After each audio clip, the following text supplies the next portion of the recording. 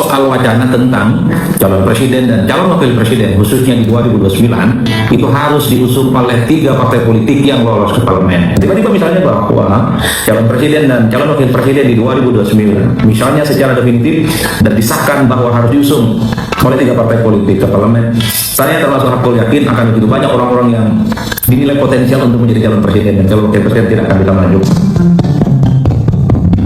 Bismillahirrahmanirrahim. Assalamualaikum warahmatullahi wabarakatuh. Saya kira salah satu isu politik yang sedang hangat diperbincangkan oleh publik saat ini, salah satunya adalah soal wacana tentang calon presiden dan calon wakil presiden khususnya di 2029 itu harus diusung oleh 3 partai politik yang lolos ke parlemen. Tentu ini menjadi salah satu isu politik yang lagi viral, lagi happening dan diperbincangkan oleh publik khususnya di kalangan pegiat demokrasi dan tentu saja di kalangan partai politik.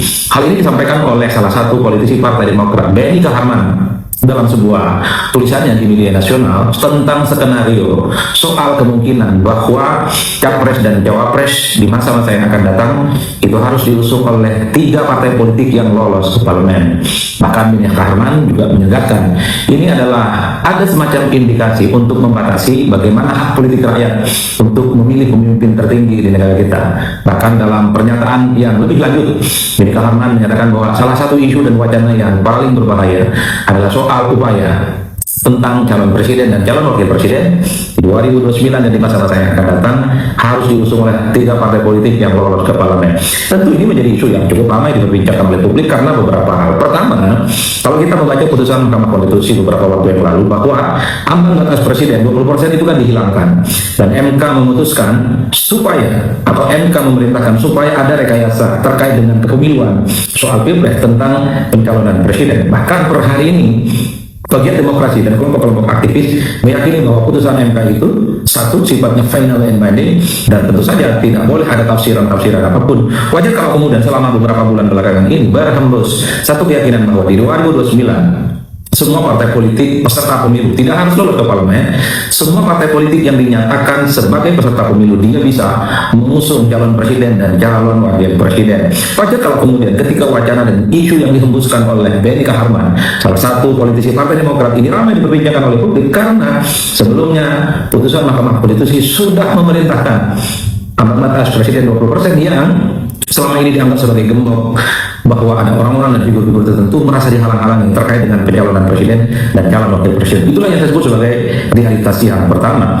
Yang kedua, ada sejumlah respon isu yang kemudian direspon dan disampaikan oleh sejumlah partai politik. Misalnya Partai Golkar melalui Sekjen Sarmuji mengatakan bahwa tidak pernah mendengar wacana itu terkait dengan pembahasan undang-undang yang ada di DPR saat ini. Mungkin kata Sarmuji ada upaya untuk otak-atik dan seterusnya. Tapi overall pernyataan Sekjen Partai Golkar ini, Sarmuji, mengatakan bahwa ya Sarmuji sebagai pimpinan sejauh ini belum pernah mendengar ada isu, ada gosip dan wacana tentang calon presiden dan calon wakil presiden itu harus diusung oleh 3 partai politik yang lolos ke parlemen. Begitupun dengan politisi PDIP yaitu Deddy Sitorus ya. Deddy Sitorus mengatakan bahwa belum pernah mendengar wacana itu dan tidak tahu persis wacana itu dari mana. PDIP konsisten mengusulkan supaya syarat pencalonan presiden itu tetaplah 25 hingga 30% suara sah secara nasional. Upaya, kata Deddy Sitorus, supaya tidak ada calon presiden itu yang cuma 1, tapi ada 2, ada 3 dan seterusnya. Itu respon dari PDIP yang secara umum mengaku juga tidak tahu dan apa maksudnya, dan PDIP konsisten mengusulkan supaya ambang batas pencalonan presiden itu adalah 25 hingga 30% suara sah secara nasional.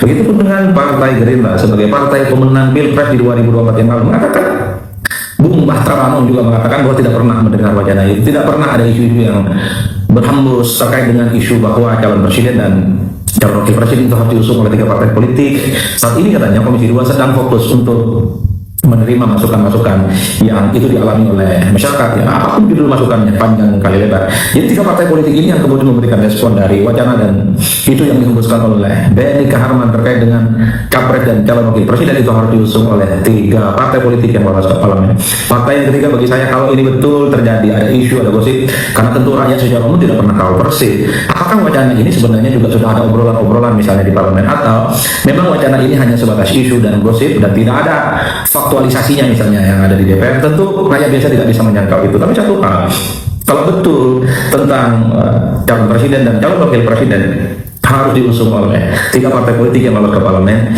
Itu menjelaskan betapa ya ini bertentangan dengan putusan Mahkamah Konstitusi, karena Mahkamah Konstitusi sudah menghilangkan ambang batas presiden 20%. Itu artinya apa ya? Tentu kawan-kawan politisi di parlemen menganggap putusan Mahkamah Konstitusi itu mungkin masih bisa dalam tanda kutip gitu ya, masih bisa dinegosiasi dan tidak ada jaminan bahwa ambang batas presiden 20% di 2029 dan di masa-masa yang akan datang itu berlaku. Padahal kita juga tahu, semua rakyat juga tahu bahwa yang disebut dengan putusan Mahkamah Konstitusi final and binding. Jadi jangan sampai muncul ada kesan bahwa dengan adanya narasi, wacana dan isu soal capres dan cawapres harus diusung oleh 3 partai politik yang lolos ke parlemen, ini justru bertentangan dengan putusan Mahkamah Konstitusi, dan dikhawatirkan ini isu terus-menerus bahwa kawan-kawan politisi di Senayan di parlemen itu ya apa namanya semacam menentang dari putusan Mahkamah Konstitusi. Tapi di atas segala-galanya, di luar itu, jika betul at the end misalnya, kita kan juga tidak pernah tahu bagaimana situasi politik yang ada di parlemen dan di Senayan. Tiba-tiba misalnya bahwa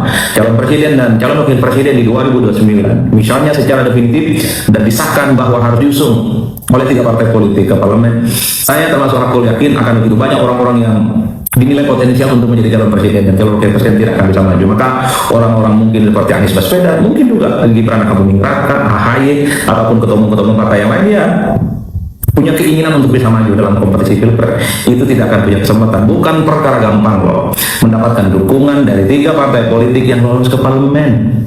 Itulah artinya ya orang-orang yang selama ini mungkin muncul dalam spotlight pencapresan, mungkin karena punya popularitas, mungkin karena punya elektabilitas yang ada di survei-survei, ya nasibnya akan wassalam dan tidak mungkin akan bisa mengusung calon presiden dan calon wakil presiden. Jadi orang-orang yang ya mungkin kita sebut saja Anies Baswedan, mungkin Gibran, mungkin apa namanya AHY, mungkin ketua-ketua partai atau pejabat-pejabat publik yang juga punya keinginan maju, atau orang-orang lain misalnya yang tidak terafiliasi dengan partai politik tapi memiliki popularitas dan elektabilitas, Pramono Anung, kemudian Ganjar Pranowo, Mahfud MD, siapa lagi, sebutlah semuanya.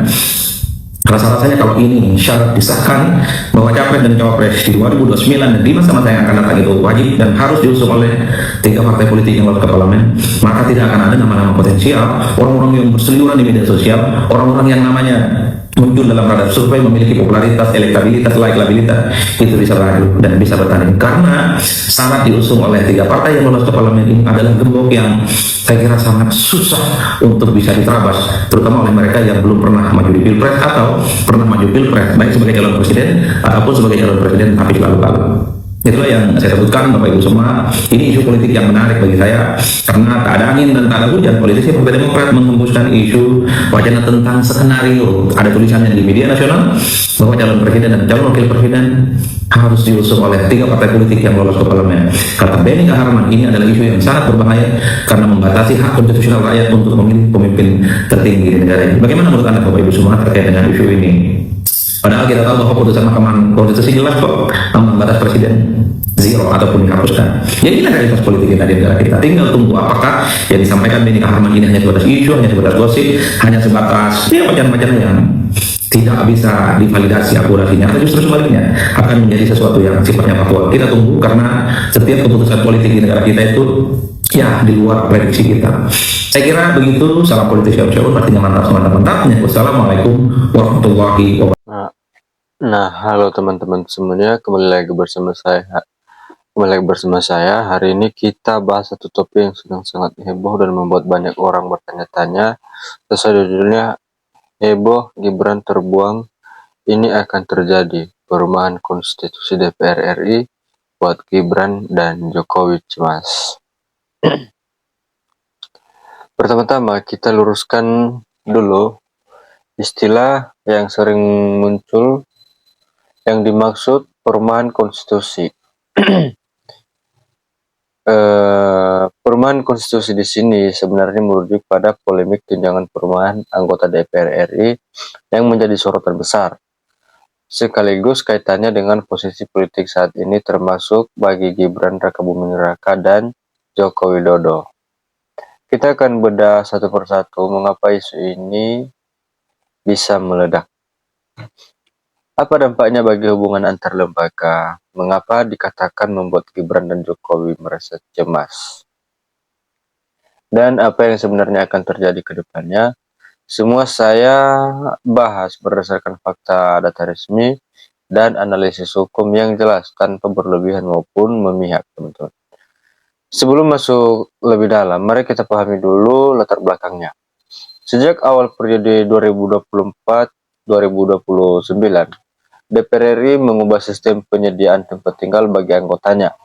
Rumah jabatan dinas di Kalibata dan Ulu Jami dikembalikan ke negara, lalu diganti dengan tunjangan perumahan sebesar 50 juta per bulan. Angka ini langsung memicu kemarahan publik, apalagi di tengah kondisi ekonomi rakyat yang masih berat. Inilah yang menjadi pemicu utama semua pembahasan kita kali ini, teman-teman. Fakta sebenarnya soal tunjangan perumahan DPR. Mari kita bahas fakta yang sebenarnya terjadi supaya tidak salah paham. Banyak yang menyebut ini kenaikan gaji, padahal itu tidak benar. Gaji pokok anggota DPR justru masih sekitar 4,2 juta per bulan sesuai aturan lama. Tunjangan ini adalah pengganti fasilitas rumah dinas yang sudah tidak layak pakai dan ada rencana pemindahan ibu kota. Namun, ada penjelasan penting yang terlambat disampaikan oleh pihak DPR, yaitu tunjangan 50 juta itu hanya diberikan selama 12 bulan saja, mulai Oktober 2024 hingga Oktober 2025. Totalnya sekitar 600 juta per orang yang disiapkan untuk biaya sewa rumah selama 5 tahun masa jabatan. Jadi bukan diterima setiap bulan atau selama 5 tahun. Maksud saya, jadi uang itu bukan diterima setiap bulan selama 5 tahun penuh. Ini yang sering disalahartikan oleh para media sosial. Tapi meskipun begitu, angka ini tetap sangat besar. Sebagai perbandingan, UMR Jakarta saat ini berkisar 4,5 juta per bulan. Artinya satu kali tunjangan itu setara dengan lebih dari 11 kali gaji buruh Jakarta. Nah, wajar sekali jika rakyat merasa keberatan dan memprotes kebijakan ini. Kebijakan ini diatur dalam surat Sekretaris Jenderal DPR nomor B/733 RT 0109/2024 dan disetujui Kementerian Keuangan. Namun kritik muncul. DPR adalah lembaga yang menyusun anggaran negara sekaligus mengawasi penggunaannya. Apakah tidak ada benturan kepentingan saat menetapkan fasilitas untuk diri sendiri? Ini poin penting yang harus kita bahas secara objektif. Mengapa dikatakan Gibran dan Jokowi menjadi cemas?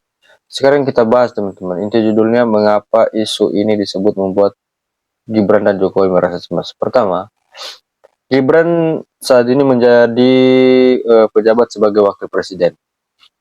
Posisi yang sangat dekat dengan DPR. Ketika kemarahan publik meluas terhadap DPR, gelombang kritik itu juga menyasar ke arah pemerintah secara keseluruhan. Rakyat bertanya, apakah pemerintah membiarkan hal ini terjadi? Apakah tidak ada langkah pengendalian? Hal ini membuat posisi Gibran semakin sulit. Apalagi namanya sering dikaitkan dengan rencana politik ke depan, termasuk kemungkinan jalur pemilu 2029. Kedua, Jokowi atau Presiden ke-7 Indonesia memiliki jejak sejarah panjang dengan DPR. Banyak kebijakan di masa jabatannya yang bergantung pada dukungan atau persetujuan DPR. Ketika kepercayaan masyarakat terhadap lembaga legislatif merosot tajam, hal itu juga mempengaruhi penilaian publik terhadap kebijakan yang pernah disepakati.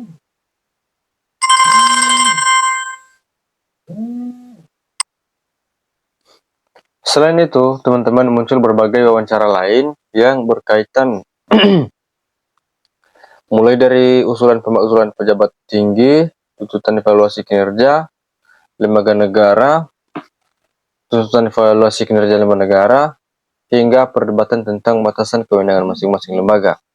Semua ini membuat situasi politik menjadi lebih panas dan tidak menentu. yang tentu saja membuat pihak-pihak terkait harus sangat berhati-hati. Harus sangat berhati-hati dalam mengambil langkah. Seterusnya teman-teman, konteks lebih luas dinamika politik saat ini. Isi tunjangan ini tidak berdiri sendiri, ia muncul di tengah ketegangan politik yang cukup tinggi. Ada perbincangan soal peran Jokowi di masa pasca pemerintahan, persiapan pemilu mendatang, serta menyesuaikan kebijakan ekonomi yang menyentuh hajat hidup orang banyak. Banyak yang mengaitkan Gibran terbuang dengan pergeseran dukungan partai politik. Ada yang menilai dengan memanasnya hubungan rakyat dan DPR, posisi Gibran yang selama ini dianggap dekat dengan berbagai kekuasaan politik menjadi lebih rapuh. Namun kita harus ingat, ini adalah dugaan yang berkembang di ruang publik. Belum ada bukti resmi yang menyatakan bahwa dukungan terhadapnya benar-benar hilang. Secara hukum, konstitusi DPR tidak bisa dibubarkan oleh presiden atau wakil presiden. Hal ini ditegaskan dalam pasal 7C Undang-Undang Dasar 1945. Jadi berbagai kabar yang menyebutkan ada rencana pembubaran DPR oleh Gibran atau pihak lain adalah tidak benar dan tidak berdasar. Namun, tekanan rakyat tetap nyata. Jika isu ini tidak ditangani dengan bijak, bisa berdampak pada jalannya pembahasan undang-undang, persetujuan anggaran, hingga stabilitas pemerintahan. Inilah yang menjadi alasan mengapa banyak pihak termasuk mereka yang dekat dengan Gibran dan Jokowi harus cemas akan dampak beruntunnya. Kemudian teman-teman analisis dampak dan apa yang kemungkinan terjadi selanjutnya. Mari kita bahas apa yang kira-kira apa yang akan terjadi ke depannya. Yang pertama, klarifikasi dan evaluasi kebijakan. DPR kemungkinan besar akan kembali memberikan penjelasan rinci, bahkan mungkin meninjau ulang mekanisme pembayaran tunjangan ini agar lebih transparan dan bisa dipertanggungjawabkan kepada rakyat. Yang kedua, tekanan pengawasan. Lembaga pengawas seperti BPK dan Kejaksaan Agung mungkin akan memeriksa apakah pemberian tunjangan ini sudah sesuai aturan anggaran negara. Yang ketiga, perubahan prioritas politik pemerintah dan DPR akan lebih berhati-hati dalam menetapkan kebijakan yang menyangkut kepentingan rakyat, agar tidak semakin memperlebar jurang kepercayaan.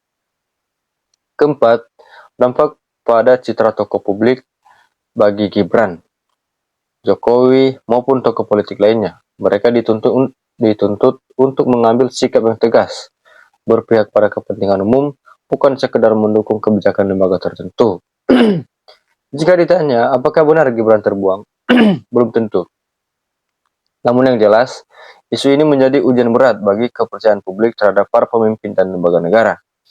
Jika tidak dikelola dengan baik, dampaknya bisa merembet ke banyak hal lain, mungkin dari penerimaan kebijakan baru hingga kestabilan politik nasional. Nah, teman-teman, demikian saja penjelasan kita terkait isi video barusan, dan mohon maaf jika kurang tepat ya teman-teman. Sampai ketemu lagi di video berikutnya. Terima kasih.